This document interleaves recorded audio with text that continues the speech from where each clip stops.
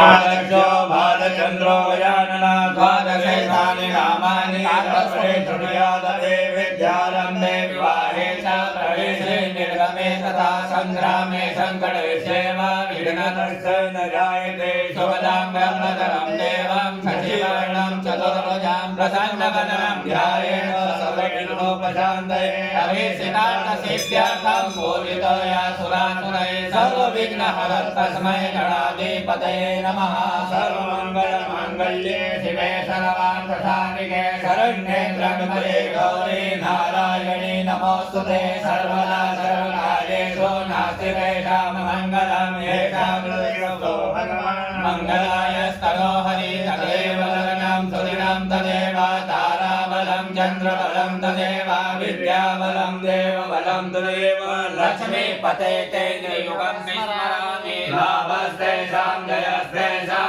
कुर्वस्तेषां पराजय येषामिन्देववर्षामो हृदयस्थो जनार्दनः यत्र योगेश्वरः कृष्णो यत्र पार्थो धनुर्धरः तत्र श्रीविजयोद्भूते ध्रुवानीतिर्मते मम अनन्यास चिन्तयन्तो मां येन परिभाषते तेषां नित्यानुयोगानां योगक्षेमं वहाम्यहम् ईश्वरे सकलकल्याणं भारतं यत्र जायते पुरुषमजं नित्यं व्रजामि शरणं हरि सर्वेषां नकारेषु त्रयस्ते भुवनेश्वरा देवादिशन्तु नासिद्धे ब्रह्मेशान जनार्दना विनायकं गुरुर्भानो ब्रह्म विष्णु महेश्वरा सरस्वती प्रणम्यादो सर्वकार्यार्थसिद्धये पूजाकार्यार्थसिद्धये।